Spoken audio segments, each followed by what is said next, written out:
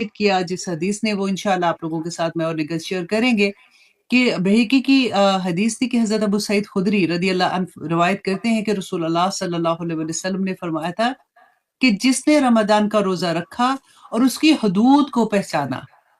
निगत ये एक चीज़ जो थी ना, अच्छा रोज़ा, रोज़ा, रोज़ा हम हमेशा उसी की बात करते हैं कि रोज़ा कैसे रखना है, फिर ये तो देखो हदूद को पहचानने का वर्ड जो था ना, इसमें मैं आके रुक गई थी।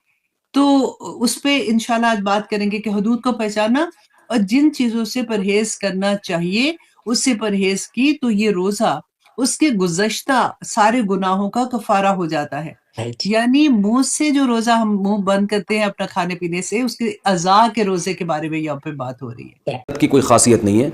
ये जो बुखारी की हदीस है कि नबी रमज़ान गैर रमज़ान में 8 से ज़्यादा नहीं पढ़ते थे, इसका तरावी से कोई ताल्लुक़ नहीं है जुमहूर उलमा के नज़दीक, बल्कि चारों फ़ुक़हा, चारों इमामों के नज़दीक जो उनके जो फ़तवा है ना, उससे पता चलता है कि इसका तरावी से कोई ताल्लुक़ नहीं है इस हदीस का।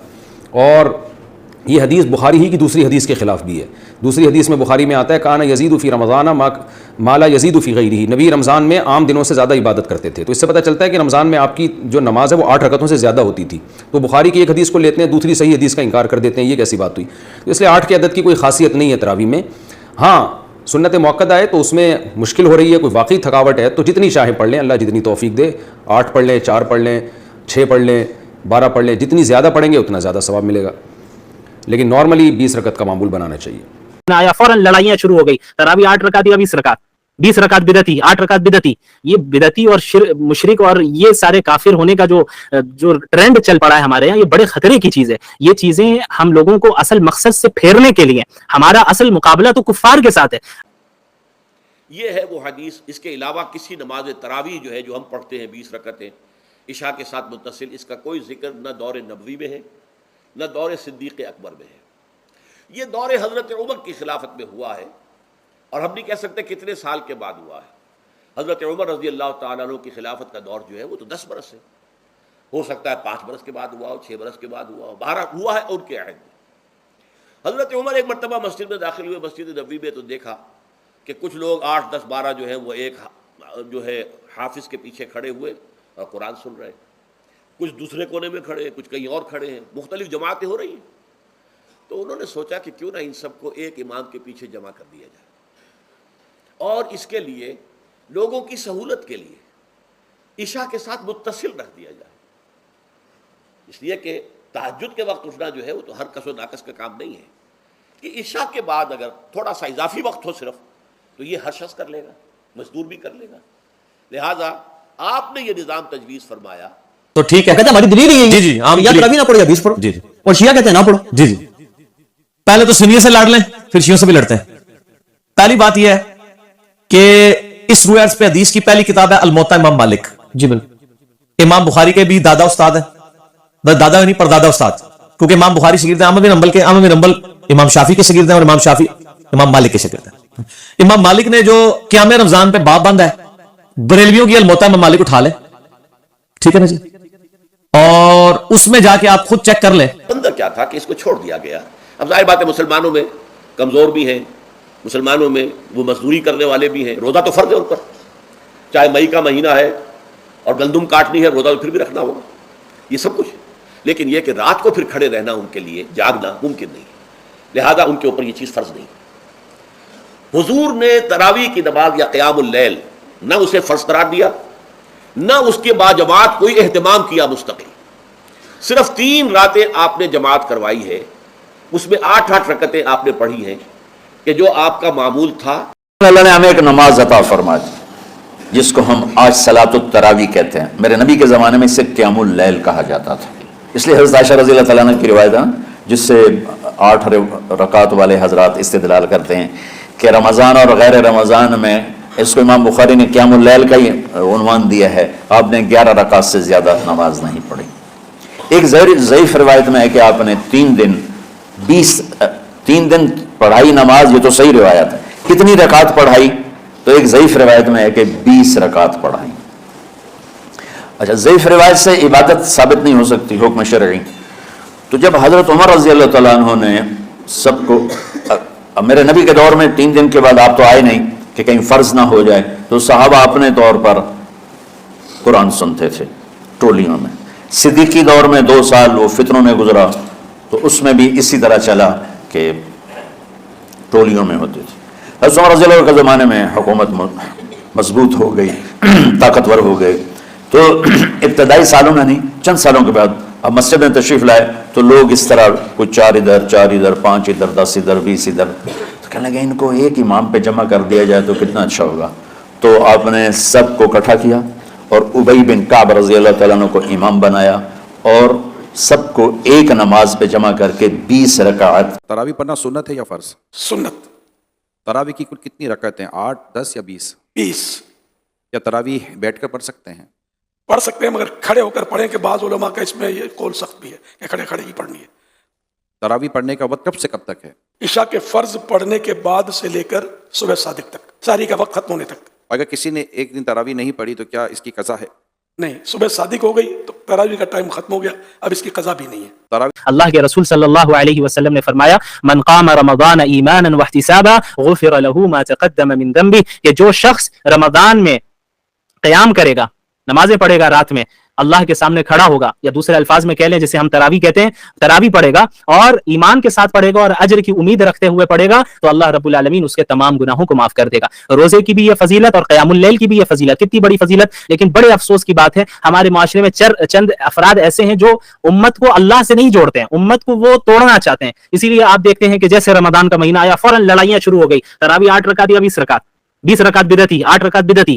یہ بدعتی اور مشرک اور یہ سارے کافر ہونے کا جو ٹرینڈ چل پڑا ہے ہمارے یہاں, یہ بڑے خطرے کی چیز ہے. یہ چیزیں ہم لوگوں کو اصل مقصد سے پھیرنے کے لیے, ہمارا اصل مقابلہ تو کفار کے ساتھ ہے, اصل مقابلہ ان دشمنان دین کے ساتھ ہے جو ہمارے مسجد اقصی کو قبضہ کرنا چاہتے ہیں, اور وہ ایسے ہیں جو حرمین کو ختم کرنا چاہتے ہیں, وہ ایسے ہیں کہ جو چاہتے ہیں کہ مسلمان کرسچن بنے یا نہ بنے, کم از کم مسلمان نہ رہے. وہ نہیں چاہتے کہ آپ اسلام پہ رہے. جو حضرات ہیں انفی, اس کا میں تھوڑا سوال ذرا اپنے الفاظ میں بنا لوں. ایک پچھلے دنوں ایک علامہ صاحب تھے, انہوں نے بھی بلکہ کہا جی کہ یہ جو اہل حدیث حضرات ہیں نا, ان کو یہ پھکی دیں کہ یہ اگر کہتے ہیں نا کہ جناب تراویح ہم پڑھتے ہیں, تو ان سے کہیں گے کیوں پڑھتے ہو تراویح, قرآن میں تو تراویح کا ذکر نہیں. تو یہ کہیں گے جی ہم حدیث پہ پڑھتے ہیں, انہیں کہیں جی حدیث میں بھی ذکر نہیں, آپ سے تو خالی 3 دن پڑھی ہے. تو پھر وہ کہیں گے کہ جناب ہم صحابہ کرام پہ چلتے ہیں, تو کہتے ہیں جی صحابہ کرام سے ثابت ہے کہ وہ 20 ہی پڑھتے تھے. اور جو رافضی ہیں وہ یہ کہتے ہیں کہ رسول پاک صلی اللہ علیہ وسلم نے تو لوگوں کو ڈانٹ کے باہر نکال دیا تھا, تو آپ پڑھتے کیوں؟ تو دونوں ایکسٹریمز ہیں, اس میں اپنا موقف دیں آپ. یہ پوچھا آپ, پہلی بات یہ کہ صحابہ کرام 20 پڑھتے تھے, تو اس میں بخاری مسلم کی 20 تو نہیں 2 حدیثیں بتا دیں, صرف ان کے کہنے سے ہو جائے. وہ کہتے ہیں ہم حدیث نہیں بتاتے, وہ کہتے ہیں صحابہ کا ہمارے پاس ایک اجماع چلا رہے ہیں مسلمانوں, اجماع چلا رہا ہے, تو ٹھیک ہے, کہتے ہیں ہماری دلیل ہی جی جی یا تراویح نہ پڑھو یا 20 پڑھو. جی جی, اور شیعہ کہتے ہیں نہ پڑھو. جی جی, پہلے تو سنیوں سے لڑ لیں پھر شیعوں سے بھی لڑتے ہیں. پہلی بات یہ ہے کہ اس روح عرض پہ حدیث کی پہلی کتاب ہے الموطا امام مالک. جی بالکل, امام بخاری کے بھی دادا استاد ہیں, بس دادا نہیں پردادا استاد, کیونکہ امام بخاری شاگرد ہیں احمد بن حنبل کے, احمد بن حنبل امام شافعی کے شاگرد ہیں, اور امام شافعی امام مالک کے شاگرد ہیں. امام مالک نے جو قیام رمضان پہ باب بند ہے, بریلویوں کی الموطا امام مالک اٹھا لیں, ٹھیک ہے نا جی, اور اس میں جا کے آپ خود چیک کر لیں. بلکہ یار وہ الموطا امام مالک ریڈ کلر میں پیچھے پڑی ہے جی, لے کے آئے طاہر بھائی, وہ ریڈ کلر میں اتنی موٹی کتاب ریڈ کلر میں پڑی ہوئی ہوگی, الموطا امام مالک 1 جلد کے اندر ہے, یہ بخاری کے ساتھ ہی پڑی ہوئی ہے. ہاں جی, یہ اوپر ہی یہ نکال کے لے, یہ بریلویوں کا ترجمہ دکھانے لگا الموطا امام مالک جی شبیب بدرس کا. اچھا, روح عرض پہ پہلی کتاب ہے جس میں حنفیوں کے دونوں جھوٹ پکڑے جائیں گے. ایک تو یہ کہتے ہیں صحابہ 20 پڑھتے تھے, دوسرا حضرت عمر نے 20 شروع کرائی. دو یہ جھوٹ پار ہو جان گے. دکھاؤ جی الموطا امام مالک انہوں. ویسے میں نے مسئلہ نمبر 20 دنیا میں تراویح کے اوپر سب سے زیادہ میرے لیکچر دیکھا گیا, اس لیے اب جب تراویح پہ لوگ چڑھاتے ہیں میری بھی فوٹو ساتھ لگاتے ہیں. آپ لکھیں یوٹیوب پہ تراویح 8 یا 20, لاکھوں لوگ میری ویڈیو دیکھ چکے ہیں, مور دین 4 لاکھ, اور واٹس ایپ کے ذریعے تو شاید ملینز تک پہنچ چکی ہوں.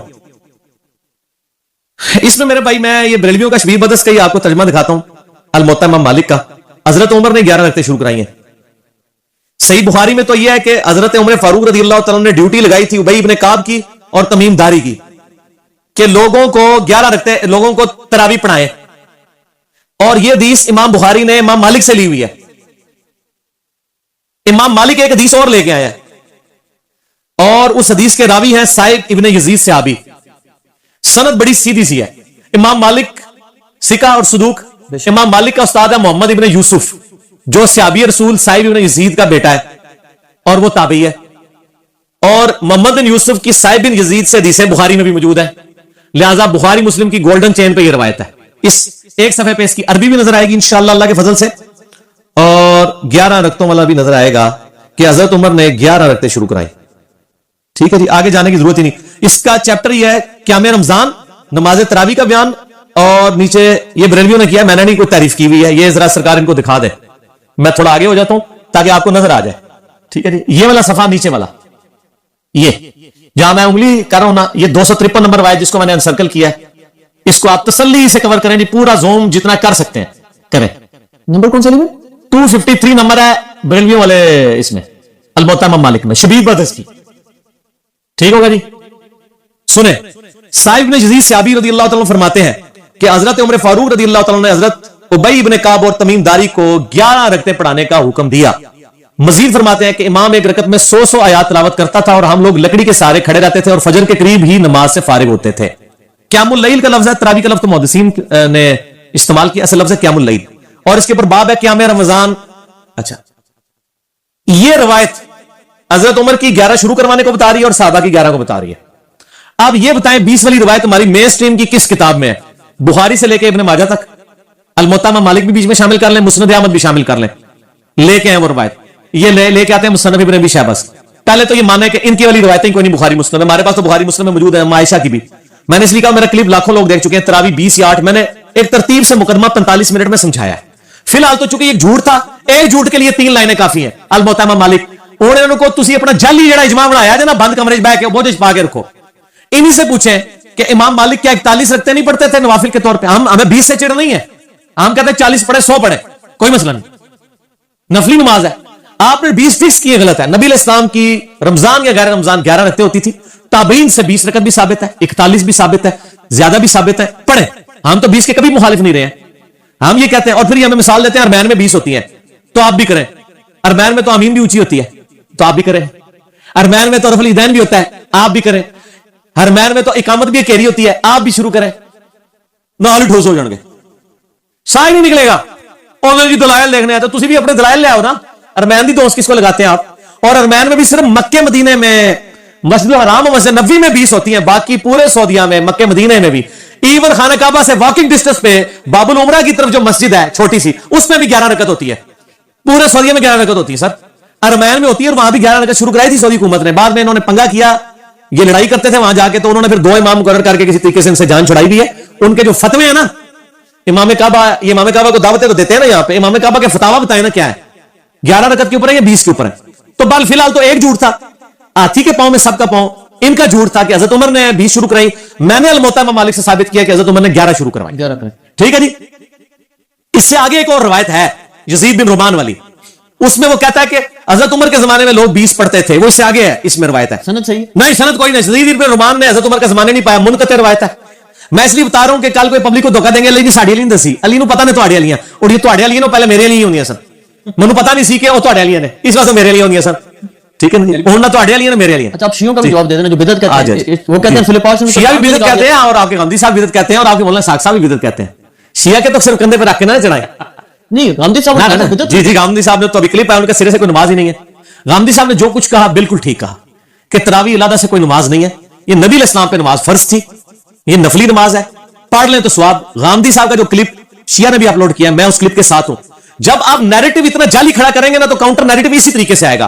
जब आप अपनी पब्लिक को यह कहें कि जो तरावी नहीं पढ़ता उसका रोजा ही नहीं होता, तो सर फिर गांधी आपको सही अल्लाह ताला ने आपके ऊपर मुसल्लत किया कि वो कह रहा है सिरे से नमाज ही नहीं है। बिल्कुल ठीक कह रहा है। नमाजें दिन रात में कितनी है शाहजी? 5, और रमजान में 5 होती है, 6 होती है, 5, तो तरावी सिरे से नमाज ही नहीं है, तो नफली नमाज है।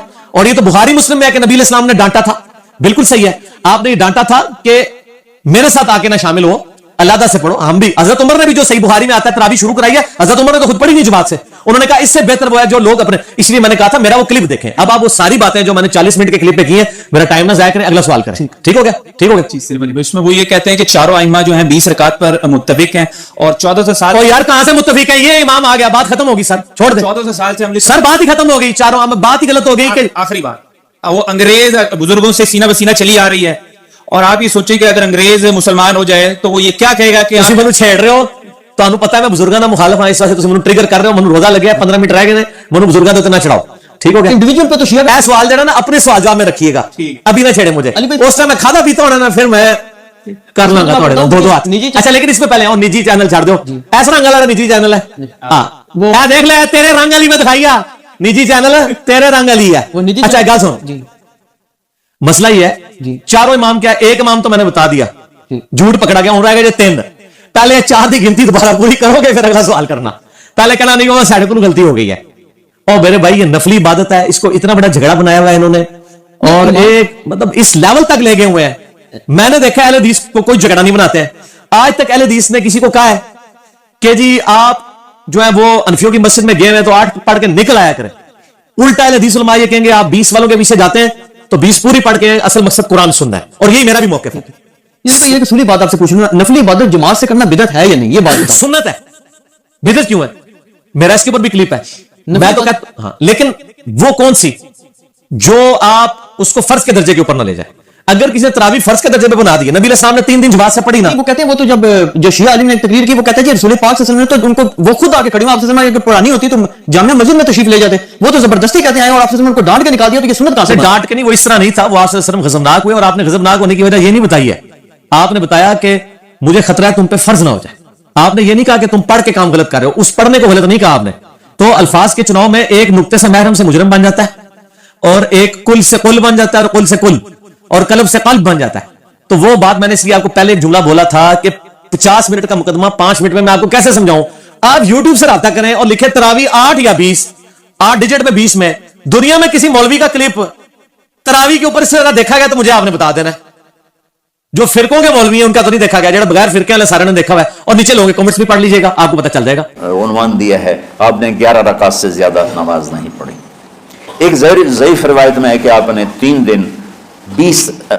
دن پڑھائی نماز, یہ تو صحیح روایت ہے. کتنی رکعت پڑھائی؟ تو ایک ضعیف روایت میں ہے کہ 20 رکعت پڑھائی. اچھا, ضعیف روایت سے عبادت ثابت نہیں ہو سکتی حکم شرعی. تو جب حضرت عمر رضی اللہ تعالیٰ عنہ نے سب کو, میرے نبی کے دور میں 3 دن کے بعد آپ تو آئے نہیں کہ کہیں فرض نہ ہو جائے, تو صحابہ اپنے طور پر قرآن سنتے تھے ٹولیوں میں. صدیقی دور میں 2 سال وہ فتنوں میں گزرا, تو اس میں بھی اسی طرح چلا کہ ٹولیوں میں ہوتے تھے.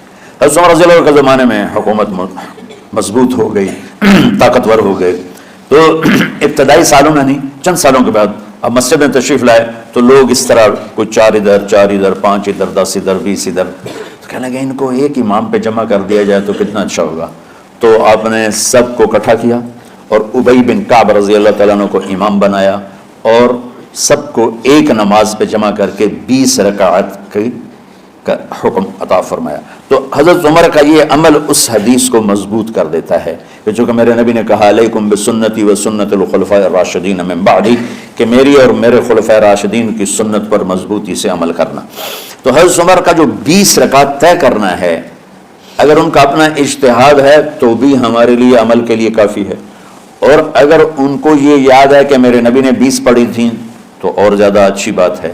لیکن بہرحال جو 8 پڑھتا ہے ہمارا اس پہ بھی کوئی اعتراض نہیں, چونکہ وہ بھی حدیث کے ساتھ بات کرتا ہے, اور باقی پوری امت 20 پڑھتی ہے, ان پر بھی اعتراض نہیں. میں ایک جگہ سے گزر رہا تھا, نماز کا وقت ہو گیا, اہل حدیث کی مسجد تھی, میں وہاں نماز پڑھنے چلا گیا, تو ایک بہت بڑا اشتہار لکھا ہوا تھا 20 تراویح ثابت کرنے والے کو 5 لاکھ روپے انعام. کہ 20 تراویح, سینکڑوں سال سے امت کا عمل 20 تراویح آ رہا ہے. تراویح کا نام جو پڑھا مجھے یوں لگتا ہے کہ اہل مکہ, یعنی اہل مکہ جو تھے نا, وہ 4 تراویح پڑھ کے ایک طواف کرتے تھے, تو وہ آرام کے لیے ہوتا, ترویحہ آرام, تھوڑی دیر کا آرام. تو 4 تراویح کے بعد ایک طواف کرتے تھے, وہ چھوٹا سا طواف 10 منٹ میں ختم ہو جاتا تھا, اور پھر 4 تراویح پڑھتے تھے, پھر طواف کرتے تھے, پھر 4 پڑھتے تھے, پھر طواف کرتے تھے. یہ صحابہ کے تھوڑے بعد کے دور کی بات. تو مدینے والوں کو پتہ چلا کہ مکے والے تو یہ کرتے ہیں, وہ کہنے لگے اساں کی کریے, انہوں نے کہا اسی 40 تراویح پڑھیں گے, 40 رکعت. وہ 40 رکعت پڑھتے تھے. تو نوافل میں کوئی سختی نہیں کہ بھائی 8 سے زیادہ نہیں پڑھنی, بدعت ہو جائے گی, اور 20 پڑھنا بدعت ہے, یہ سب جہالت کی بات ہے. اور یہ 8 پڑھ رہے ہیں یہ غلط ہے, یہ بھی حماقت کی بات ہے. جو صحیح حدیث سے دلیل پکڑ کے کوئی عمل کرتا ہو تو بھائیو اس سے بحث نہ کیا کرو, مناظرہ نہ کیا کرو, یہ بہت نادانی والی بات. اور امت کا خلق لاکھوں کروڑوں انسانوں کا ایک عمل پہ جمع ہونا، یہ بذات خود اس کی طاقت کی ایک دلیل۔ اور حرمین جب سے میرے رب نے حضرت عمر نے 20 رکعت شروع کی، آج تک وہاں بھی ساری مساجد میں 8 رکعت تراویح ہوتی ہے، لیکن حرمین کی مسجد میں 20 رکعت، ادھر بھی ادھر بھی۔ اور یہ جو وہ وہاں ختم قرآن پہ دعا نہیں مانگی جاتی، یہ کس کا عمل ہے؟ حضرت عثمان کا۔ حضرت عثمان نے اپنے دور خلافت میں تراویح پڑھانے والے سے کہا جب قرآن ختم کرو تو دعا کرنا۔ وہ کہنے لگے جی کیا دعا کروں؟ کہ جو تیرے دل میں آیا کرنا۔ تو ختم قرآن کی رات تراویح کی آخری رکعت میں من الجنت والناس کے بعد دعا کے لیے ہاتھ اٹھانا، یہ حضرت عثمان رضی اللہ تعالیٰ عنہ نے اس کو زندہ فرمایا۔ اور امام دعا کرتا تھا 1 منٹ 10 منٹ 20 منٹ جتنے بھی، اور پیچھے لوگ آمین کہتے تھے۔ وطر کی جماعت نہیں ہوتی تھی، وطر کو باجماعت حضرت علی رضی اللہ تعالیٰ عنہ نے شروع کی کہ وطر کو بھی باجماعت پڑھا جائے، تو یہ ان کی سنت ہے کہ وطر کو باجماعت پڑھا گیا۔ تو اب یہ لہٰذا یہ سارے سنت ہے، جو کام ان خلفائے راشدین سے ہوا وہ بھی سنت ہے۔ تو اللہ نے ہمیں ایک عبادت دے دی کہ میرا قرآن پڑھو اور سنو۔ پہلی امتوں کو تراویح کیوں نہیں تھی یا قیام اللیل کیوں نہیں تھا؟ کہ ان کو اپنی کتاب یاد ہی نہیں ہوتی تھی، وہ اپنی کتاب کے حافظ نہیں ہوتے تھے، وہ اپنی کتاب یاد ہی نہیں کر سکتے تھے، صرف نبی کو یاد ہوتی تھی۔ اللہ نے ہمارے لیے کتنا آسان کر دیا کہ 7 سال کے یہ چھوٹے چھوٹے بچے قرآن یاد کر رہے ہیں، 70 سال کا بوڑھا قرآن یاد کر رہا ہے۔ یہیں یہ مولوی یوسف صاحب کا ساتھی تھا، یا پتہ نہیں ان سے پہلے تھا، سلمان، مولوی سلمان، آج کل امریکہ میں ہوتے ہیں، ہماری ایک شاخ چلا رہے ہیں ماشاءاللہ۔ وہ شروع میں یہاں تھے، تو یہاں تراویح پڑھانے کے لیے ہمارے پاس حافظ کوئی نہیں تھا، وہ حافظ نہیں تھے، وہ صبح بیٹھ کے شام تک 1 سپارہ یاد کرتے اور رات عشاء کی نماز میں سنا دیتے۔ 30 دن میں قرآن یاد کر کے سنا دی۔ مطلب یہ سنی سنائی بات نہیں، ہمارے اسی حسنین، اسی ممبر اور محراب کی بات کہ یہیں اسی مسجد میں انہوں نے صبح سے مغرب تک یاد کرتے تھے اور پھر عشاء میں کھڑے ہو کے سنا دیتے تھے۔ پیچھے ہوتے تھے لقمہ کوئی دینے والا شاید، لیکن بہت خوبصورت پڑھ کے 1 دن میں یاد کر کے سنا دیا۔ اور ایک مجھے نام بھول گیا کہ 3 دن میں قرآن یاد کیا، 10 سپارے 1 دن میں یاد کیے، 10 دوسرے دن میں یاد کیے، 10 تیسرے دن میں یاد کیے۔ وَلَقَدْ يَسَّرْنَا الْقُرْآنَ لِلذِّكْرِ فَهَلْ مِن مُدَّكِرٍ۔ تو اللہ تعالیٰ نے اس کو نصیحت کے لیے بھی آسان کیا ہے اور یاد کرنے کے لیے بھی آسان کیا ہے۔ کوئی کتاب پہلے یاد نہیں ہوتی تھی کسی کو، ماشاءاللہ تم میں کتنے حفاظ بیٹھے ہیں اللہ کے فضل سے۔ تو اللہ نے ہمیں رات کی نماز عطا فرمائی، اور چونکہ یہ ایک مشقت ہے تو میرے نبی نے کہا یہ رات کی نماز کے ہر سجدے پر 1500 نیکی لکھی جاتی، 1500 نیکی لکھی جاتی۔ اور اللہ تعالیٰ ہر سجدے پر جنت میں ایک محل بناتا ہے جس کے 60,000 سونے چاندی کے دروازے ہوتے ہیں، اور ایک درخت اس کے لیے لگاتا ہے جس کے نیچے 100 سال گھوڑا دوڑ سکتا ہے۔ تو رمضان کا اہتمام آپ رجب سے شروع فرما دیتے تھے۔ میرے نبی نے 9 رمضان دیکھے، 9 رمضان اپنی زندگی میں، 9 رمضان۔ 10ویں رمضان سے پہلے آپ اللہ کے پاس تشریف لے گئے۔ آپ کی زندگی میں روزے فرض ہونے سے آپ کی وفات تک 9 رمضان گزرے، اور میں قربان جاؤں اپنے نبی پر، اپنی امت پہ کیسی شفقت تھی۔ آپ سحری کھاتے تھے بالکل آخری وقت، ادھر بلال اذان دے رہا ہے اور ادھر آپ آخری لقمہ کھا رہے ہیں، اور ادھر سورج نیچے ہوا اور آپ کھجور منہ میں۔ ایک آدمی اوپر کھڑا ہوتا تھا مدینے میں، تو وہ چھت پہ، گھر کی چھت پہ کھڑا ہوتا تھا، سفر میں ہے تو کسی پہاڑی پہ کھڑا ہوتا تھا۔ جو ہی سورج کا کنارہ نیچے جاتا اب فوراً وہ کہتا یا رسول اللہ قد غربت، تو آپ کھجور منہ میں ڈال لیتے تھے، یا پانی، کبھی پانی سے افطار فرماتے تھے، کبھی کھجور سے افطار فرماتے تھے کہ میری امت پہ بھوک کا وقت کم سے کم آئے۔ آج کل جو یہ ہمارے افطاری کے اوقات ہیں نا، یہ سورج ڈوبنے کے بھی 2-2.5 منٹ بعد کے ہیں کہ احتیاطاً، ٹھیک ہے چلو احتیاط کر لو کوئی مسئلہ نہیں، لیکن اصل ہے ادھر چونکہ اب سورج ہمیں نظر ہی نہیں آتا ہے، اس طرح ہم گھرے ہوئے ہیں شہروں میں، دیہاتوں میں بھی اب اس طرح کا ماحول ہے کہ وہ نظر نہیں آتا ہے، تو بہتر کہ ادھر سورج غائب ہو، ادھر لقمہ منہ میں جائے۔ لیکن یہ تب ہے جب آپ نظر آ رہا ہو. اب جب آپ یہاں بیٹھے ہو حسنین میں تو یہاں تو کوئی سورہ نظر نہیں آئے گا, یہاں تو مینار ہی نظر آئے گا. تو لہٰذا احتیاط ٹھیک. ہمارے اہل حدیث بھائی وہ 2 منٹ پہلے ہم سے افطار کرتے ہیں, تو بڑی اچھی بات ہے کہ سورج کے غروب ہونے کا جو اصل وقت ہے اس کے ساتھ ہی افطار کرنا. اور سحری میں ایک واقعہ سناتا ہوں. آپ سحری کھا رہے تھے, بکرے کی سری پکی ہوئی تھی, تو مولا علی رضی اللہ تعالیٰ عنہ اور رباز بن ساریہ رضی اللہ تعالیٰ عنہ آپ کے ساتھ کھانا کھا رہے تھے. تو حضرت بلال ہے, یا رسول اللہ وقت ختم ہو گیا ہے, میں اذان دینے جا رہا ہوں, آپ برائے مہربانی کھانا پینا بند کریں. اور یہ کہہ کر چلے گئے. چھت, ایک انصاری عورت تھی, اس کے گھر کی چھت پہ چڑھ کے اذان دیتے تھے. چڑھنے لگے تو پھر واپس آئے کہ دیکھوں اللہ کے نبی نے کھانا چھوڑ دیا یا نہیں. آ کے دیکھا تو وہ کھا رہے تھے. انہوں نے کہا یا رسول اللہ واللہ لقد اصبحت, یا رسول اللہ اللہ کی قسم سحری کا وقت ختم ہو گیا, صبح ہو گئی. تو آپ نے ہاتھ پیچھے کر لیا, کہہ رہے تیرا بھلا ہو بلال, ابھی وقت باقی تھا, تیرے قسم کھانے پر اللہ نے اس کو پہلے نکال دیا کہ تیری قسم کہیں جھوٹی نہ پڑ جائے. تو حضرت علی نے فرمایا کہ اگر بلال قسم نہ کھاتے تو جب تک میرے نبی کھاتے رہتے صبح صادق نہیں ہونی تھی. پڑھنا کبھی کبھار ایسا ہوتا ہے کہ تھکاوٹ کی وجہ سے 20 رکعت تراویح پڑھنا بہت مشکل ہو جاتا ہے. کیا ایسی صورت میں ہم 8 رکعت تراویح پڑھ سکتے ہیں؟ عائشہ فاروق انڈیا سے. 20 رکعت تراویح سنت مؤکدہ ہے, اور سنت مؤکدہ کا حکم یہ ہے کہ بلا وجہ اس کو چھوڑنا یہ قابل ملامت ہے. ایسا شخص اگر بہت زیادہ تھکاوٹ ہے, بہت کوئی مسئلہ ہے یا طبیعت خراب ہے, تو پھر تراویح چھوڑی بھی جا سکتی ہے. بہتر یہ بالکل نہ چھوڑیں, کچھ نہ کچھ تو پڑھ لیں. تو اس میں 4 پڑھیں, 8 پڑھیں, 12 پڑھیں, 16 پڑھیں. 8 کے عدد کی کوئی خاصیت نہیں ہے. یہ جو بخاری کی حدیث ہے کہ نبی رمضان غیر رمضان میں 8 سے زیادہ نہیں پڑھتے تھے, اس کا تراویح سے کوئی تعلق نہیں ہے جمہور علماء کے نزدیک, بلکہ چاروں فقہا, چاروں اماموں کے نزدیک جو ان کے جو فتویٰ ہے نا, اس سے پتہ چلتا ہے کہ اس کا تراویح سے کوئی تعلق نہیں ہے اس حدیث کا. اور یہ حدیث بخاری ہی کی دوسری حدیث کے خلاف بھی ہے. دوسری حدیث میں بخاری میں آتا ہے کان یزید فی رمضان ما لا یزید فی غیرہ, نبی رمضان میں عام دنوں سے زیادہ عبادت کرتے تھے. تو اس سے پتہ چلتا ہے کہ رمضان میں آپ کی جو نماز ہے وہ 8 رکعتوں سے زیادہ ہوتی تھی. تو بخاری کی ایک حدیث کو لیتے ہیں, دوسری صحیح حدیث کا انکار کر دیتے ہیں, یہ کیسی بات ہوئی؟ تو اس لیے 8 کے عدد کی کوئی خاصیت نہیں ہے تراویح میں. ہاں سنت مؤکدہ ہے تو اس میں مشکل ہو رہی ہے, کوئی واقعی تھکاوٹ ہے, تو جتنی چاہے پڑھ لیں, اللہ جتنی توفیق دے. 8 پڑھ لیں, 4 پڑھ لیں, 6 پڑھ لیں, 12 پڑھ لیں, جتنی زیادہ پڑھیں گے اتنا زیادہ ثواب ملے گا. لیکن نارملی 20 رکعت کا معمول بنانا چاہیے.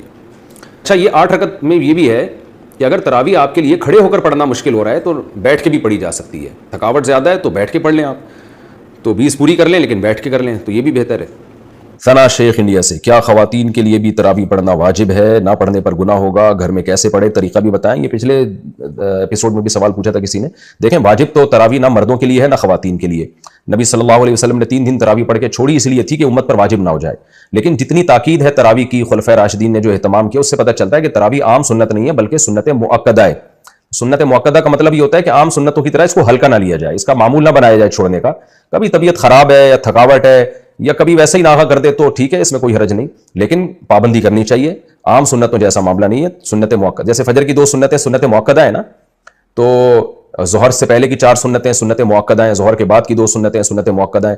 تو یہ جو سنت مؤکدہ ہوتی ہے یہ تاکید والی ہوتی ہے, اس کو عام سنتوں کی طرح ہلکا نہیں لیا جا سکتا. جماعت سے پڑھنا بہرحال سنت مؤکدہ نہیں ہے, جماعت سے پڑھنا افضل ہے, تو انفرادی بھی پڑھی جا سکتی ہے. اور خواتین کے لیے تو گھر میں پڑھنا وہ مسجد میں پڑھنے سے بہرحال زیادہ بہتر ہے. طریقہ یہی ہے کہ اگر آپ کو قرآن یاد ہے, حفظ ہے, تو آپ 20 رکعتیں پڑھ لیں قرآن کی تلاوت کے ساتھ. اور اگر آپ حافظہ نہیں ہیں تو جو صورتیں آپ کو یاد ہیں وہ پڑھ لیں, کچھ بھی نہیں تو علم ترا سے پڑھ لیں. لیکن آج کل خواتین تراویح میں بہت سستی کر رہی ہیں. رمضان کی زینت ہے, دن کی زینت روزہ ہے اور رات کی زینت تراویح ہے. پاکستان سے کسی نے پوچھا ہے کیا خواتین پر تراویح پڑھنا لازم ہے؟ تراویح سنت مؤکدہ ہے. سنت مؤکدہ کہتے ہیں جو فرض کی طرح اور واجب کی طرح تو نہیں ہوتی, لیکن وہ عام سنتوں کی طرح بھی نہیں ہوتی کہ اس کو چھوڑنے والے کو ملامت ہی نہ کی جائے, تو اس کو سنت مؤکدہ کہتے ہیں. عام سنتوں سے زیادہ تاکید ہے اس کی, کیونکہ نبی صلی اللہ علیہ وسلم نے جہاں بھی صیام رمضان کا ذکر کیا, قیام رمضان کا بھی ساتھ میں ذکر کیا. دن کا روزہ رات کا قیام, دن کا روزہ رات کا قیام. تو یہ قیام کیسے ہوگا؟ نبی صلی اللہ علیہ وسلم نے 3 دن یہ قیام کر کے بتایا کہ ایسے ہوگا. اس میں کتنی رکعتیں پڑھی یہ معلوم نہیں. پھر حضرت عمر رضی اللہ تعالیٰ عنہ کے عمل سے ہمیں پتہ چلا کہ بھائی وہ اس طرح سے 20 رکعتیں ہوں گی, کیونکہ پھر پوری دنیا میں حضرت عمر نے اسی کو رائج کیا اور چاروں اماموں کا اس پر اتفاق ہوا کہ 20 رکعت سے کم تراویح نہیں ہے. تو اس سے پتہ چلا کہ یہ جو قیام رمضان ہے نا یہی تراویح ہے, اور کم سے کم یہ 20 رکعتیں. تو اس لیے, اور یہ سنت مؤکدہ ہیں کیونکہ ان کی بہت زیادہ تاکید ہے. تو سنت مؤکدہ کا حکم یہ ہے کہ مرد ہو یا عورت دونوں کے لیے ایک ہی حکم ہے, الگ الگ نہیں ہے. हाँ, मर्द बेहतर है कि जमात से पढ़ें, जमात से सुन्नत मुअक्कदा नहीं है, खूब समझ लें, इनफरादी तौर पर भी पढ़ सकते हैं मर्द हो या औरत हो, लेकिन जमात से पढ़ना अफजल है, क्योंकि हज़रत उमर ने जमात कायम की थी, और इसलिए ताकि कुरान ख़त्म हो लोगों का। जिनको कुरान पढ़ना आता है वो जमात कराएं, जिनको नहीं आता वो कारी के पीछे सुने। तो अब ख़वातीन पे तो मस्जिद की जमात फ़र्ज़ नमाज भी लाजिम नहीं है, तो तरावी कहाँ से लाजिम होगी? तो इसलिए ख़वातीन बेहतर है घर में तरावी पढ़ें।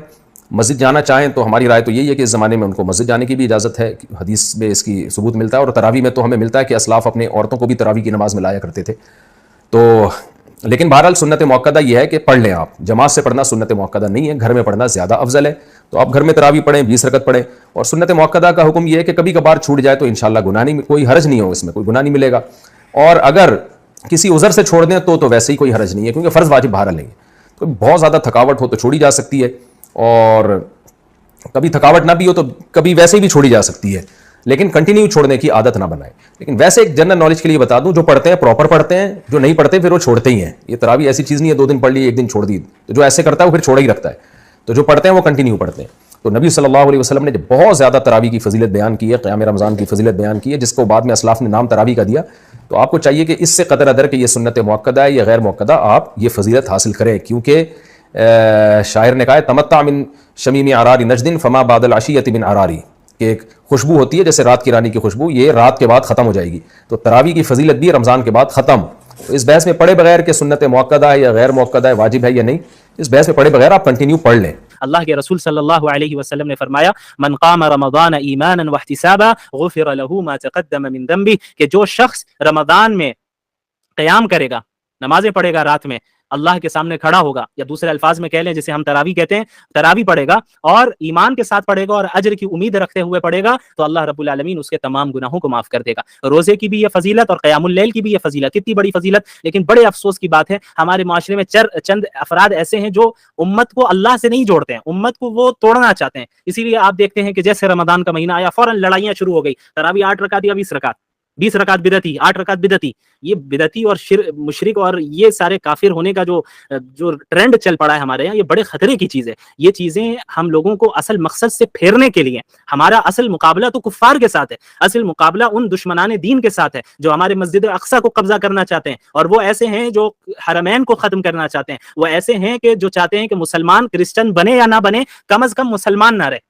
वो नहीं चाहते कि आप इस्लाम पे रहे, उनका काम है कि आपके दरमियान इंतिशार पैदा करना। तो याद रखिए, रमजान में इन फजूल बहसों में ना पड़े। ये कोई 8 पढ़ने वाला हो या 20 पढ़ने वाला हो, इससे तय नहीं होगा कौन जन्नत में जाएगा कौन जहन्नम में जाएगा। जन्नत और जहन्नम का मदार सही अकीदे और आमाल सालिहा पर है, सही अकायद और आमाल सालिहा पे। बाकी जो सब इश्यूज होते हैं, इस्लाम के जो फुरूई मसाइल होते हैं, सब इश्यूज होते हैं, उसमें उलमा के दरमियान इख्तिलाफ होते हैं, उसमें इख्तिलाफ की गुंजाइश रखनी चाहिए। इसका सबसे अच्छा हल ये है कि अगर आप ऐसे स्कूल ऑफ थॉट से ताल्लुक रखते हैं जिसमें तरावी की नमाज 8 ही रकात है और तरावी तहज्जुद एक ही को मानते हैं, ठीक है, आप उस पर अमल करें। अगर आप उस पर अमल कर रहे हैं तो कोई काफिर और मुशरिक नहीं हो जाएगा। ये आपके तरीका इस्तेदलाल है, आपके पास अपनी कोई दलील होगी, लेकिन जो 20 पढ़ रहे हैं उनको आप परेशान करने लग जाएं तो ये तरीका गलत है। इसी तरह अगर आप कोई ऐसे स्कूल ऑफ थॉट से ताल्लुक रखते हैं जिसके नजदीक 20 रकात पढ़ना तरावी ये मशरू है, ये मसनून तरीका है, और फिर तहज्जुद की नमाज अलग है, तो ठीक है, आप उस पर अमल करें। आपके पास यकीनन आपकी अपनी दलील है और किताब और सुन्नत से और सलफ़े सालिहीन से ही आपकी दलील है, आप उस पर अमल करें। लेकिन जो 8 का कायल है, अब उन्हें मुशरिक और बिदअती करार देने लग जाएं तो फिर ये तरीका भी सही नहीं है, क्योंकि ये मसला भी क्या है, एक फर्ई मसला है, मेजर इशू नहीं है इस्लाम का, ये माइनर इशू है, सब इशू है, फुरूई मसाइल जिसे हम कहते हैं। तो फुरूई मसाइल में और सब इश्यूज में जहां इख्तिलाफ और डिफरेंट ओपिनियंस की गुंजाइश वहां रहने दें। आप ये लड़ाइयों में अगर उलझेंगे तो आप अपने रमजान को बर्बाद करके रख देंगे, वक्त हाथ से निकल जाएगा। कई सलफ़े सालिहीन ने इसकी वजाहत की है कि अगर किसी मुर्दे को अभी जिंदा कर दिया जाए, सलफ़े सालिहीन का कौल है, हदीस नहीं है, ये याद रखिएगा। सलफ़े सालिहीन में से किसी आलिम दीन का कौल है, उनका नाम इस वक्त मेरे ज़हन में नहीं आ रहा है, बड़े मशहूर आलिम है, जिन्होंने कहा कि अगर किसी मुर्दे को जिंदा कर दिया जाए और उससे पूछा जाए कि तुम्हारी तमन्ना क्या है, तो वो रमजान के एक दिन की तमन्ना करेगा। अल्लाह अकबर, ये इतना बड़ा मकाम है रमजान का, और अभी हम मरे नहीं, अभी हम जिंदा हैं। तो ये अल्लाह का हम पर कितना बड़ा फजल है कि अल्लाह जो है हमें रमजान की तौफीक दे रहा है। सलफ़े सालिहीन का ये मामूल रहता कि रमजान के आने से 6 महीने पहले से ही अल्लाह से दुआ करते, अल्लाहुम्मा बल्लिगना रमजान, या अल्लाह हमें रमजान पहुंचा दे और आफियत के साथ, सेहत के साथ, ईमान के साथ पहुंचा दे। ये दुआ करते 6 महीने पहले से, और अभी रमजान खत्म होता तो खत्म होने के 6 महीने बाद तक अल्लाह से दुआ करते कि या अल्लाह पिछले रमजान में जो इबादतें की हैं उसे आप कबूल फरमा ले। ये तरीका हमारे सलफ़े सालिहीन का रहा, हमारे उलमा का रहा, अकाबिर उलमाए उम्मत का रहा, ये तरीका सहाबाए किराम का रहा, ये तरीका अल्लाह के रसूल सल्लल्लाहु अलैहि वसल्लम का रहा। तो ये हजरात रमजान का इस्तकबाल इस तरीके से किया करते थे, तो हमें भी इसी तरीके से रमजान का इस्तकबाल करना है। अब तीसरी बात, वमन कामा لیلۃ القدر ایمانا و احتسابا، اور جو کھڑا رہا قیام اللیل جس نے کیا ہے لیلۃ القدر میں ایمان اور احتساب کے ساتھ، غفر لہ ما تقدم من ذنبہ، متفق علیہ۔ یہ حدیث بخاری اور مسلم دونوں کی ہے۔ اب یہاں جو بات میں چاہتا ہوں کہ آپ پر واضح ہو جائے، اس حدیث میں دونوں چیزوں کو پیرلل لایا گیا، من قام رمضان من صام رمضان، پیرلل، بالکل متوازی، ہم وزن اعتبار سے، من صام رمضان ایمانا و احتسابا غفر لہ ما تقدم من ذنبہ، من قام رمضان ایمانا و احتسابا غفر لہ ما تقدم من ذنبہ۔ اب سوال پیدا ہوتا ہے قیام اللیل سے مراد کیا ہے؟ یہاں پہ میں تراویح کا جو پس منظر ہے وہ بیان کر دینا چاہتا ہوں۔ دیکھیے، جیسا کہ ہم نے خطبے میں بھی دیکھ لیا، اللہ نے قیام اللیل جو ہے اسے فرض نہیں ٹھہرایا تطوعا، قرآن مجید میں بھی اس کا کوئی ذکر نہیں، احادیث میں اس کی تشویق و ترغیب پوری موجود ہے، ایک اور حدیث بھی ہم بعد میں پڑھیں گے اس پر۔ اس کا پس منظر کیا تھا کہ اس کو چھوڑ دیا گیا۔ اب ظاہر بات ہے مسلمانوں میں کمزور بھی ہیں، مسلمانوں میں وہ مزدوری کرنے والے بھی ہیں، روزہ تو فرض ہے ان پر، چاہے مئی کا مہینہ ہے اور گندم کاٹنی ہے، روزہ تو پھر بھی رکھنا ہوگا، یہ سب کچھ ہے، لیکن یہ کہ رات کو پھر کھڑے رہنا ان کے لیے، جاگنا ممکن نہیں ہے، لہذا ان کے اوپر یہ چیز فرض نہیں۔ حضور نے تراویح کی نماز یا قیام اللیل نہ اسے فرض قرار دیا، نہ اس کے بعد جماعت کوئی اہتمام کیا مستقل، صرف 3 راتیں آپ نے جماعت کروائی ہے، اس میں 8 رکعتیں آپ نے پڑھی ہیں کہ جو آپ کا معمول تھا تہجد کا وہ پڑھی، اور تہجد کے وقت ہی جماعت کرائی ہے۔ یہ ہے وہ حدیث، اس کے علاوہ کسی نماز تراویح جو ہے جو ہم پڑھتے ہیں 20 رکعتیں عشاء کے ساتھ متصل، اس کا کوئی ذکر نہ دور نبوی میں ہے نہ دور صدیق اکبر میں ہے۔ یہ دور حضرت عمر کی خلافت میں ہوا ہے، اور ہم نہیں کہہ سکتے کتنے سال کے بعد ہوا ہے۔ حضرت عمر رضی اللہ تعالیٰ عنہ کی خلافت کا دور جو ہے وہ تو 10 برس ہے، ہو سکتا ہے 5 برس کے بعد ہوا ہو، 6 برس کے بعد ہوا ہو، 12 ہوا ہے ان کے عہد میں۔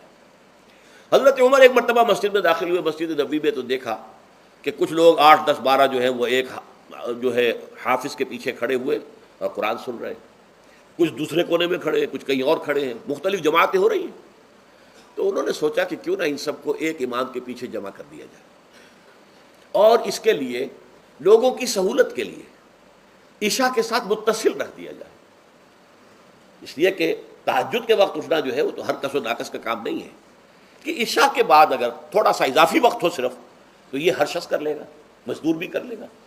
لہذا آپ نے یہ نظام تجویز فرمایا کہ عشاء کے متصلاً بعد 20 رکعت نماز پڑھی جائے اور ایک امام کے پیچھے پڑھی جائے۔ یہ گویا کہ اجتہاد ہے حضرت عمر رضی اللہ تعالی عنہ، اس کو آپ نے خود بدعت بھی قرار دیا ہے، لیکن بدعت حسنہ۔ بدعت کس اعتبار سے؟ لغوی اعتبار سے، نئی بات، اس لیے کہ حضور کے زمانے میں نہیں تھی، تو یہ اس طریقے سے ایک نئی بات ہے، لیکن یہ بات چونکہ بہت اچھی ہے، بہت عمدہ ہے۔ آپ جب یہ نظام چل پڑا تو ایک دن مسجد میں آئے، دیکھا کہ بڑی بھری مسجد ہے، صحابہ کھڑے ہیں اور ایک امام کے پیچھے قرآن سن رہے ہیں۔ آپ نے فرمایا نعم البدعۃ ھذہ، یہ جو ہم نے نئی بات شروع کی ہے یہ بہت اچھی ہے، بہت عمدہ ہے۔ اب یہاں سے فرق واقع ہو گیا ہے، ایک تو اہل تشیع جو ہے وہ تو ویسے ہی حضرت عمر سے بہت دشمنی رکھتے ہیں، عناد رکھتے ہیں، تو حضرت عمر کے اجتہادات سے انہیں نفرت ہے، انہیں دوری ہے، چاہے وہ کوئی سا بھی حضرت عمر کا اجتہاد ہو۔ ہمارے ہاں اہل حدیث حضرات بھی در حقیقت حضرت عمر یا کسی اور خلیفہ راشد کے فعل کو وہ سمجھتے ہیں کہ یہ ایگزیکٹو آرڈرز ہیں، یہ ہمیشہ کے لیے نہیں ہے۔ حضرت عمر نے اپنے دور میں ایک نظام قائم کیا، ان کے دور کے لیے ٹھیک تھا، یہ ہمیشہ کے لیے نہیں۔ ہمیشہ کے لیے وہ 8 ہی رکعتوں کے قائل ہیں، وہ تہجد والے، لیکن اس میں بہرحال انہوں نے بھی خود یہ اضافہ کیا ہے کہ وہ 8 رکعتیں وہ عشاء کے ساتھ متصل پڑھتے ہیں، تہجد کے وقت تو نہیں پڑھتے۔ اور حضور نے تو صرف 3 روز جو ہے وہ کرائی تھی جماعت، وہ لوگ 30 دن یا 29 دن پڑھ رہے ہیں، تو اضافہ تو انہوں نے بھی کر دیا، اس نظام میں تبدیلی تو ہو گئی۔ لیکن اہل سنت جو کہلاتے ہیں، ہمارے جو 4 جو ہیں، جو ہمارے مسلک ہیں، حنفی، مالکی، شافعی، حنبلی، ان کا اتفاق ہے اس پر حضرت عمر کا، کیونکہ ان کے سامنے اصول یہ ہے کہ حضور نے فرمایا علیکم بسنتی وسنت الخلفاء الراشدین المہدیین، تم پر لازم ہے کہ میری سنت کو پکڑو مضبوطی کے ساتھ، اور میرے خلفائے راشدین مہدیین جو ہیں ان کی سنت کو پکڑو۔ اس اصول سے یہ 4 فقہ جو ہیں حضرت عمر کے اجتہادات جو ہیں ان کو بھی پابندی سمجھتے ہیں کہ تمام عمر کے لیے، قیامت تک کے لیے امت مسلمہ پر ان کی پیروی لازم ہے، لہذا اس میں اجماع ہے۔ اور یہاں تک کہ یہ سب سے آخری جو اس میں مسلک پیدا ہوا ہے زمانی اعتبار سے سب سے پہلے مسلک جو ہے حنفی پیدا ہوا ہے، پھر مالکی پیدا ہوا ہے، پھر شافعی پیدا ہوا ہے، اور پھر حنبلی آخری ہے. اور امام احمد ابن حنبل بہت بڑے محدث بھی ہیں. مسند احمد ابن حنبل جو ہے وہ بہت بڑی کتاب ہے، بہت اہم کتاب ہے، جامع کتاب ہے. تو ان کے ہاں بھی 20 رکعتیں ہیں. چنانچہ حرمین شریفین میں، سعودی عرب میں، مکے اور مدینہ منورہ میں جو نماز تراویح ہوتی ہے اس کی 20 رکعتیں ہیں. لیکن اہل حدیث حضرات جو ہیں وہ اس 8 کے اوپر اکتفا کرتے ہیں. بہرحال یہ ایک اختلاف ہے جو میں نے اس کا پس منظر بیان کر دیا. لیکن اس 20 رکعت نماز سے ادا کرنے سے، جو کہ زیادہ سے زیادہ 50 منٹ یا 1 گھنٹہ لگتا ہے، اس سے وہ قیام اللیل کا حق ادا نہیں ہوتا. قیام اللیل کا تو کچھ اور ہی تقاضا ہے. قیام کسے کہتے ہیں؟ یہ سورہ مزمل سے واضح ہوتا ہے. یا ایھا المزمل قم اللیل الا قلیلا نصفہ او انقص منہ قلیلا او زد علیہ ورتل القرآن ترتیلا. آدھی رات یا آدھی رات سے کچھ کم، یعنی تہائی رات، یا آدھی رات سے کچھ زائد، 2/3 رات، یہ ہے قیام اللیل. چنانچہ سورہ مزمل ہی کی آخری آیت جو دوسرا رکوع مشتمل ہے جس پر، اس میں صاف کہہ دیا گیا ان ربک یعلم انک تقوم ادنی من ثلثی اللیل ونصفہ وثلثہ وطائفۃ من الذین معک. اے اللہ کے نبی، اللہ خوب واقف ہے کہ آپ بھی اور آپ کے ساتھ ایک جماعت بھی رات کو کھڑی رہتی ہے، 2/3 رات یا آدھی رات یا 1/3 رات. تو یہ سارا معاملہ جو ہے قیام اللیل کا، گویا کہ کم سے کم 1/3 رات پر اس کا اطلاق ہو سکے گا، یہ نہیں کہ 1 گھنٹے. اب اس کے ضمن میں دیکھیے حدیث پڑھیے. تیسری حدیث ہے عن عبداللہ ابن عمرو بن العاص رضی اللہ تعالی عنہ. یہ وہی عبداللہ ابن عمرو ہے جن کی میں نے آپ کو حدیث پہلے سنائی ہے. یہ ساری رات کھڑے رہتے تھے، پوری رات، اور ہر روز روزہ رکھتے تھے، جس پر حضور نے منع کیا، لا تفعل، مت کرو ایسا. رضی اللہ عنہما، یہ خود بھی صحابی ہیں اور ان کے والد عمرو بن العاص بھی صحابی ہیں. ان رسول اللہ صلی اللہ علیہ وسلم قال، کہ اللہ کے رسول صلی اللہ علیہ وسلم نے فرمایا الصیام والقرآن یشفعان للعبد. روزہ اور قرآن بندے کے حق میں شفاعت کریں گے. یقول الصیام، روزہ یہ عرض کرے گا اللہ کی جناب میں، اے رب پروردگار، انی منعتہ الطعام والشہوات بالنہار، میں نے تیرے اس بندے کو دن کے دوران کھانے پینے سے اور اپنی شہوت کا تقاضا پورا کرنے سے روکے رکھا، یہ میری وجہ سے روکا رہا، تو میری شفاعت اس کے حق میں قبول فرما. فشفعنی فیہ، میری شفاعت اس کے حق میں قبول فرما. ویقول القرآن، قرآن کیا کہے گا؟ منعتہ النوم باللیل، میں نے اسے رات کے وقت سونے سے، نیند سے روکے رکھا. فشفعنی فیہ، تو اس کے حق میں میری شفاعت قبول فرما. حضور فرماتے ہیں فیشفعان، ان دونوں کی شفاعت قبول کی جائے گی. یہ ہے قیام اللیل. یہ قیام اللیل صرف تراویح کی نماز سے جو پڑھ لی جاتی ہے، اور ہمارے ہاں تو یہ ہے، وہاں کم سے کم یہ تو تھا، صحابہ کرام کھڑے ہوتے تھے تو جو قاری پڑھ رہا ہوتا تھا وہ ان کے دل میں اترتا جاتا تھا، اس کا مضمون اور مفہوم جو ہے ان کو معلوم ہے، لہذا وہ اس کی زبان سے نکلا ہوا ہر لفظ ان کے قلب کی گہرائیوں تک اتر رہا ہے. یہاں تو یہ ہے پیرٹ لائک حافظ ہے، اسے خود پتہ نہیں میں کیا پڑھ رہا ہوں. اکثر حفاظ جو ہیں وہ عالم تو نہیں ہوتے، اور جو سن رہے ہیں انہیں کچھ پتہ نہیں ہم نے کیا سنا ہے. تو ٹھیک ہے، کم سے کم ثواب تو انہیں ملے گا کہ انہوں نے وقت نکالا ہے. 1 گھنٹہ ہی اضافی صحیح، لیکن بہرحال اس کا وقت تو انہوں نے نکالا ہے، محنت کی ہے، کھڑے رہے ہیں، ثواب ملے گا. لیکن جو مقصد ہے وہ حاصل نہیں ہوتا. اس مقصد کے حصول کے لیے اول تو قیام اللیل کی کم سے کم مدت 1/3. اگر کوئی شخص فرض کیجئے کہ اس کے ہاں کوئی اور انتظام نہیں ہے، جیسا کہ ہمارے ہاں ہم نے انتظام کیا ہے، بڑے بڑے شہروں میں دورہ ترجمہ قرآن، اس میں ہمیں 5 گھنٹے لگ جاتے ہیں، نصف شب کے قریب جو ہے معاملہ ہو جاتا ہے. اس میں کیا ہوتا ہے کہ ہر 4 رکعت سے پہلے جو اس کے اندر پڑھا جانا ہے حصہ قرآن کا، اس کا پہلے ہم مطالعہ کرتے ہیں بیٹھ کر، ترجمہ اور کچھ موٹے موٹے نکات کی جو ہے وضاحت. پھر کھڑے ہو گئے اور قاری صاحب کے پیچھے 4 رکعتوں کے اندر وہ 4 رکوع یا جتنے بھی ہیں پڑھ لی، سن لی. پھر بیٹھ گئے 4 کے بعد پھر اگلی 4 رکعتوں کے اندر جو کچھ پڑھا جانے والا ہے اس کا ترجمہ، اس کی تفہیم ہو گئی. پھر کھڑے ہو گئے، پھر سن لیا. اس طریقے سے 5-6 گھنٹے میں تراویح ختم ہوئی. تو تراویح بھی ہو گئی، حضرت عمر کے اجتہاد پر عمل بھی ہو گیا، 20 تراویح ہو گئی.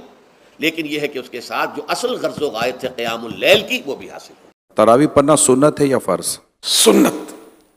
تراویح کی کل کتنی رکعتیں، 8، 10 یا 20؟ 20. یا تراویح بیٹھ کر پڑھ سکتے ہیں؟ پڑھ سکتے ہیں، مگر کھڑے ہو کر پڑھیں کہ بعض علماء کا اس میں یہ قول سخت بھی ہے کہ کھڑے کھڑے ہی پڑھنی ہے. تراویح پڑھنے کا وقت کب سے کب تک ہے؟ عشاء کے فرض پڑھنے کے بعد سے لے کر صبح صادق تک، سحری کا وقت ختم ہونے تک. अगर किसी ने एक दिन तरावी नहीं पढ़ी तो क्या इसकी कज़ा है?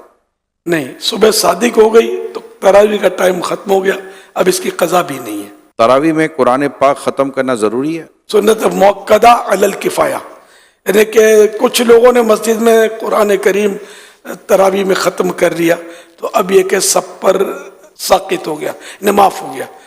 किसी ने भी नहीं किया तो फिर सब ने सुन्नत मुअक्कदा छोड़ी। तरावी में 4 रकअतों के बाद बैठकर दुआ पढ़ना क्या ज़रूरी है? 4 रकात जितना बैठना मुस्तहब है, इसको तरवीहा बोलते हैं। बहार शरीयत जिल्द पहली पेज नंबर 609 मसला नंबर 13, हर 4 रकात पर इतनी देर तक बैठना मुस्तहब है जितनी देर में 4 रकातें पढ़ें। 5वें तरवीहा और वित्र के दरमियान अगर बैठना लोगों पर गिरा हो तो ना बैठे। तो ये तो कहीं भी नहीं देखा कि जितनी देर में 4 रकातें पढ़ी उतनी देर बैठे, थोड़ा सा बैठते हैं, चलो ना बैठने से तो अच्छा ही है कि बैठते हैं। तो इसमें जो चाहे पढ़े, नफले भी पढ़ सकते हैं, तिलावत भी कर सकते हैं इस दौरान। और ये हमारे जो दुआ मशहूर है तरावी की, वो भी पढ़ी जा सकती है कि वो भी अल्लाह ताला की हम्द है। कुछ भी ना पढ़े बिलफर्ज बैठा रहे तब भी गुनाहगार नहीं है। क्या औरतों पर भी तरावी लाजिम है? जी हाँ, इनको भी, औरतों पर भी सुन्नत मुअक्कदा तरावी वो अपने घर में अब अलग अलग पढ़ेंगी। क्या मुसाफिर तरावी पढ़ा सकता है? पढ़ा सकता है, इमाम के अगर अहल है तो। इतनी मुश्किल से मैंने तैयार किया हुआ था तो दोबारा से फिर मुश्किल हो जाती है क्लास, क्योंकि रिकॉर्ड में भी रहती है और फिर जब मैं फौत हो जाऊंगी उसके बाद भी ये क्लास रहेगी तो मुझे सवाब मिलता रहेगा, इसलिए मैं चांस नहीं लेना चाह रही थी। अल्लाह आसानियाँ करे हम सब के लिए। चलिए दोबारा से शुरू करते हैं। औज़ु बिल्लाहि मिनश शैतानिर रजीम, बिस्मिल्लाहिर रहमानिर रहीम। अब जब इंशाल्लाह इस क्लास में आ जाएंगे तो आप लोग मुझे लिख के दीजिएगा, ठीक है? अच्छा जी, तब्बत यदा अबी लहब व तब हम देख रहे थे और हमने तब्बत को देखा था कि इसका मानी क्या है और क्यों ये मुअन्नस है और क्यों ये माजी में इस्तेमाल हुआ है। अच्छा, दूसरा ये बात हम देखेंगे कि तब्बत के लिए जो लफ्ज़ आता है ना, इसका रूट वर्ड क्या आता है? ता, बा और बा, तबाब। तबाब का लफ्ज़ आता है। और तब्बत देखिए आप अब इसको मज़े से सुनिए कि अल्लाह सुब्हानहू तआला ने यहाँ पे इनक़ता का लफ्ज़ नहीं इस्तेमाल किया, हलाक का लफ्ज़ नहीं इस्तेमाल किया। तो तब्बत कहते हैं कि ऐसी मौत को जो किसी चीज़ को डिस्ट्रॉय करता है ना, कोई चीज़, तो वो स्लोली डिस्ट्रॉय करना, किसी चीज़ को आहिस्ता आहिस्ता आहिस्ता आहिस्ता कोई चीज़ डिस्ट्रॉय हो जाती है। तो जब ये सूरह नाजिल हो रही थी, उनकी तो ये लैंग्वेज थी, दे नो कि अल्लाह सुब्हानहू तआला यहाँ पे क्या कह रहे हैं। और सहाबा को तो, रसूल अल्लाह को तो पता था, इवन अबू लहब को भी पता था कि ये क्या है, लेकिन उसको वो बिलीव नहीं कर रहा था ना। तो यहाँ पे अल्लाह सुब्हानहू तआला ने पहले से ही बता दिया था कि इसकी मौत जो आएगी वो कैसे आएगी, स्लो स्लो स्लो वाली होती है ना, जैसे वो वैसे मरेगा। अच्छा, ऐसा नहीं होगा कि फ़ौरन मर जाएगा, क्योंकि हलाक का जो आता है ना, किसी को जैसे गोली मारे तो एकदम से कोई मर जाए, उसके लिए हलाका का लफ्ज़ आता है। इनक़ता हम पढ़ते हैं कुरान में, आप पढ़ेंगे ये भी लफ्ज़, तो वो आता है मतलब रेगुलर जैसे मरने के लिए। लेकिन कत्ता होता है टुकड़े टुकड़े करके किसी को मार देना। तो यहाँ पे आप देखिए कि अल्लाह सुब्हानहू तआला ने इतनी खूबसूरत उसकी प्लेसमेंट आप देखिएगा। और फिर आगे तब्बत यदा, 2 हाथ, ठीक है? अब 2 हाथ को आप यहाँ पे देखिएगा कि हाथ जो है ना, हाथ अरबी ज़ुबान में एक तो इज़्ज़त की निशानी समझे जाते हैं, वो लोग समझते हैं। यहाँ पे अल्लाह सुब्हानहू तआला ने तब्बत यदा कह के एक बद्दुआ की तरह से उसको लिया कि देखो तुम्हारे दोनों हाथ, देखें हम जैसे कहते हैं ना, कुरान में आता है कि बैना यदई, कि दोनों हाथों के दरमियान। तो जब आप दोनों हाथ ऐसे करते हो तो अंदर बीच में कौन होता है? अपना सेल्फ होता है ना, अपना आप होता है। तो यहाँ पे अल्लाह सुब्हानहू तआला ने यदा का जो लफ्ज़ इस्तेमाल किया कि तुम पूरे का पूरा, उसकी जो ज़ात है ना वो डिस्ट्रॉय हो जाएगी, पूरी की पूरी आहिस्ता आहिस्ता डिस्ट्रॉय हो जाएगी। और फिर इसके अलावा अरब जो थे ना, वो सीधे हाथ को कहते थे ये हमला करने के लिए, एंड सेकंड हाथ जो है वो डिफेंस के लिए। वो जैसे तलवार पकड़ते हैं और दूसरी शील्ड नहीं पकड़ी होती है। तो यहाँ पे अल्लाह सुब्हानहू तआला ने, मुफस्सिरीन ने देखे जब डिक किए हैं ना इसके मीनिंग्स में, तो वो कहाँ से वो इसकी, मैंने जैसे आपको पहले भी बताया था कि तफसीर कोई नई नहीं होती है, میں آپ کے سامنے اگر تفسیر رکھ رہی ہوں تو وہ آلریڈی ڈن ہے. یا تو اس کی تفسیر قرآن سے ملتی ہے، قرآن میں سے دیکھیں گے، یا رسول اللہ صلی اللہ علیہ وسلم سے کہ ان کے احادیث سے، یا پھر جو مفسرین نے انہی میں سے ڈگ کر کے جو تفسیر بیان کر دی ہے نا، وہاں سے بندہ لیتا ہے کہ اچھا او مائی گاڈ اس کے یہ بھی میننگ ہو سکتے ہیں، او مائی گاڈ اس کا یہ بھی مطلب ہے. تو اللہ سبحانہ تعالیٰ نے یہاں پہ بتا دیا کہ اب نہ تو یہ رسول اللہ صلی اللہ علیہ وسلم پر حملہ کرے گا، اور نہ ہی یہ اپنے آپ کو ڈیفینس میں مطلب ڈیفینڈ کر سکے گا، اور دونوں ہاتھ اس کے تباہ ہو گئے، مطلب دونوں طرح سے پورے کا پورا یہ تباہ ہو گیا. اچھا، دین اور دنیا جو اس کے سب تباہ ہوئے تھے، تو اس کے بارے میں یہاں پہ آتا ہے کہ جیسے ابی کا لفظ آپ دیکھیں، تبت یدا ابی. اب قرآن پاک میں بہت جگہ پہ دیکھیں گے ابا، ابی، ابو کا لفظ آتا ہے. جیسے ابا اس کے لیے آتا ہے ابو بکر کے لیے نا، ابو بکر آتا ہے، ابا بکر آتا ہے، ابی بکر بھی آئے گا. تو ہم یوزلی کنفیوز ہو جاتے ہیں کہ اچھا یہ تو پہلے یہ ورڈ آیا تھا. یہ جو کنسٹرکشن ہوتی ہے نا سینٹنس کی، اس کے مطابق ہے کہ کہاں پہ زبر زیر پیش کی جو کنسٹرکشن ہوتی ہے نا، کہ کہاں پہ نصب ہے، کہاں پہ اس کو کون سی حالت اس کی لفظ کی بیان کی جاتی ہے. تو یہاں پہ ابھی جو لفظ آتا ہے وہ اس لیے آتا ہے. تو اور جو ابھی لہب، اچھا لہب جو ہے، یہ میں نے آپ کو بتایا تھا نا کہ ابو لہب جو تھا اس کو خود ہی سے پسند تھا یہ جو نام اس نے رکھا ہوا تھا. تو اللہ سبحانہ تعالیٰ نے اسی نام کو یہاں پہ استعمال کیا کہ وہ جو شعلہ وہ کہتے تھے نا، اتنا خوبصورت تھا کہ اس کی گالیں کہتے تھے جیسے شعلہ ہوتا ہے نا، آگ، سرخ رنگ کی آگ بڑی خوبصورتی کی نشانی ہوتی ہے نا، اور جتنی سرخ ہوتی ہے اتنی زیادہ وہ گرم بھی ہوتی ہے. تو اللہ سبحانہ تعالیٰ نے یہاں پہ کہا کہ وہ آگ جو دوزخ کی آگ ہے نا، اس کے ساتھ اس کی مشابہت کی کہ تبت یدا ابی لہب و تب. اور وہ اس طرح سے، اور وہ تب کا مطلب اس میں ہم دیکھیں گے کہ ابو لہب جو تھا نا، اس کے بارے میں ایک اور بات بڑی اچھی آتی ہے، وہ میں پہلے آپ کو بتا دوں کہ ہاں جی، کہ اس کی ہلاکت کے، اور تب کا مطلب ہے جیسے میں نے آپ کو بتایا تھا کہ وہ تب اور وہ ہلاک ہو گیا. اچھا، پہلا اس میں دو مفسرین نے کہا کہ اس میں بدعا تھی، جو تبت یدا ابی لہب یہ بدعا تھی. وہ تب جو تھی نا یہ خبر ہے کہ اللہ سبحانہ تعالیٰ نے بتا دیا کہ اس کی موت کیسے آئے گی. اور اب یہ تھا کہ ابو لہب جو تھا نا یہ بڑا بزدل آدمی تھا. بیسیکلی جیسے ابو جہل کے بارے میں آتا ہے نا، یہ وہ بہادر تھا، یہ بڑا بزدل تھا. جیسے ہی اس کو پتہ چلا جب بدر کے لیے جانا تھا، جنگ کے لیے نکلنا تھا، تو اس نے کیا کیا کہ ابو جہل کا ایک بھائی تھا، اس کو انہوں نے کچھ پیسے دیے ہوئے تھے، تو اس کے پاس گیا. تو اس کو کہتے ہیں کہ دیکھو تم میری جگہ پہ تم جاؤ، جنگ کے لیے جاؤ، کیونکہ اس زمانے میں یہ ہوتا تھا نا کہ سارے جاتے تھے، سردار تھے جو وہ تو آگے لیڈ کر رہے ہوتے تھے. تو اس نے اس کو جا کے کہا کہ میں تمہیں معاف کر دوں گا، تم بہادر ہو تو تم یوں کرو کہ تم میری جگہ پہ چلے جاؤ. اس نے کہا ٹھیک ہے. تو انہوں نے اس کے وہ پیسے معاف کر دیے، تو اس کو اپنی جگہ پہ بھیج دیا. اب کیا ہوا، جب بدر کی جنگ میں یہ خبر آئی نا کہ وہاں پہ 70 ان کے جو لوگ تھے وہ مارے گئے تھے، اور بڑے بڑے سردار مارے گئے تھے، اور 70 لوگوں کو وہ قیدی بنا کے لے کے گئے تھے. تو جیسے ہی اس کو یہ پتہ چلا نا، تو یہ کیا کہ حضرت عباس جو تھے رسول اللہ صلی اللہ علیہ وسلم کے چچا تھے، وہ بھی مسلمان نہیں ہوئے تھے. تو یہ بدر میں یہ قیدی بن کے آئے تھے. آپ کو یاد ہے عبداللہ بن ابی کا واقعہ میں نے آپ کو بتایا تھا کہ انہوں نے قمیض جو رسول اللہ صلی اللہ علیہ وسلم سے مانگی تھی، کہ جب ان کی ڈیتھ ہوئی تھی تو ان کا بیٹا آیا تھا.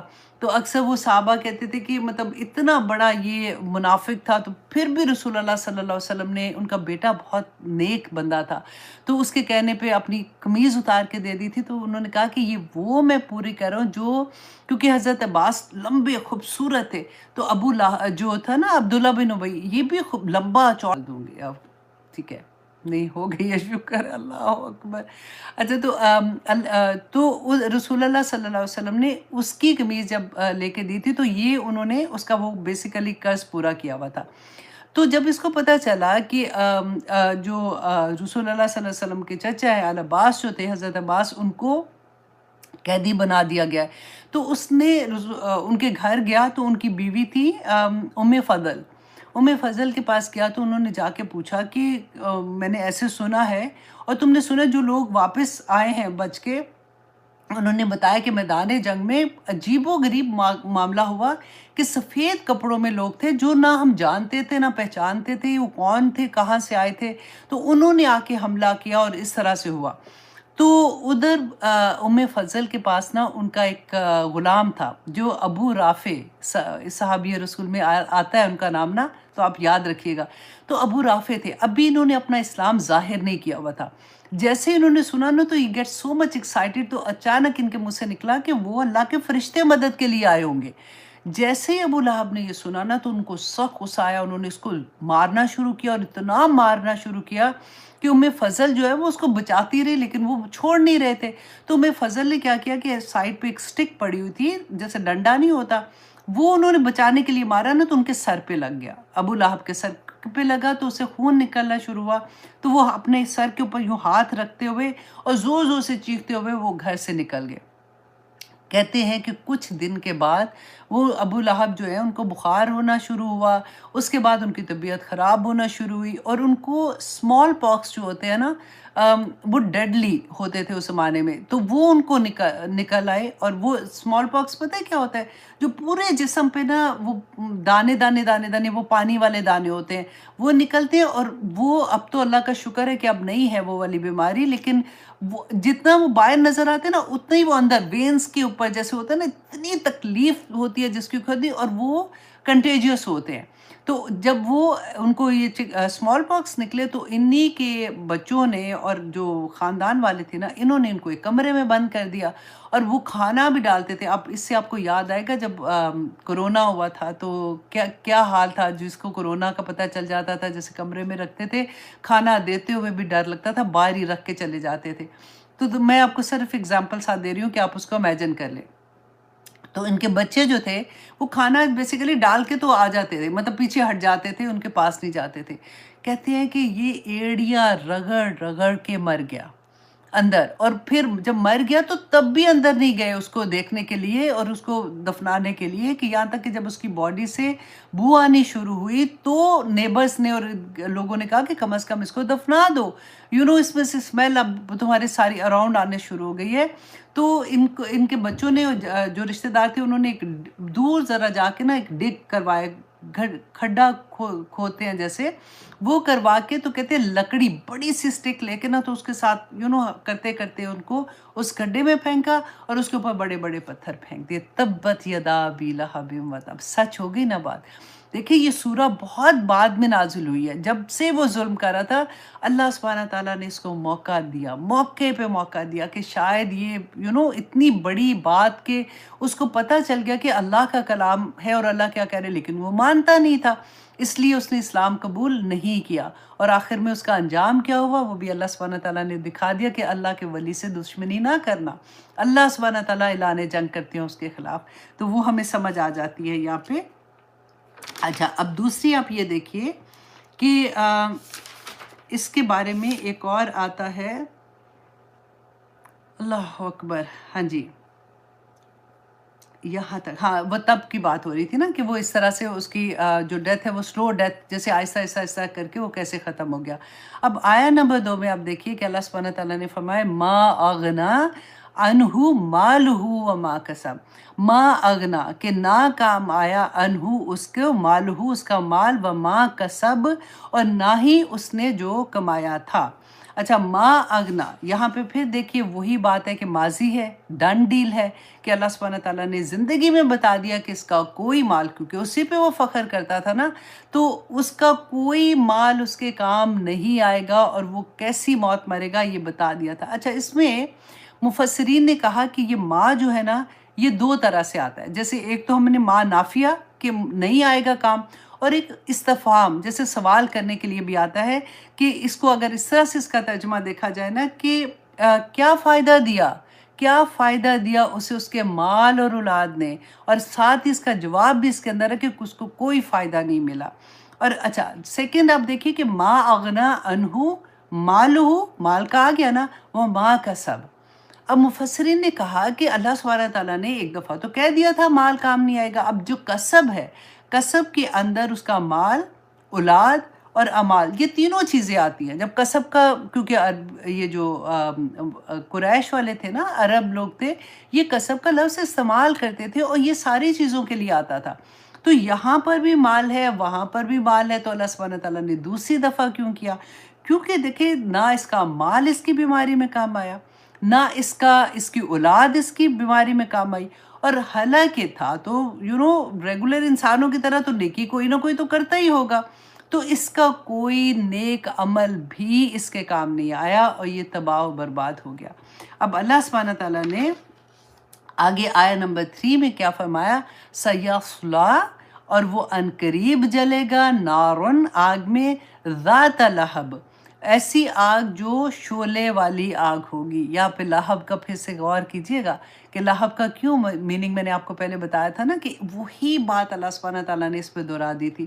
اب یہاں پہ سیصلا، یہاں پہ فعل مضارع آیا ہے، مضارع مین فیوچر کا فعل آیا نا، جو مضارع ہوتا ہے نا اس میں پریزنٹ اور فیوچر دونوں ہوتے ہیں۔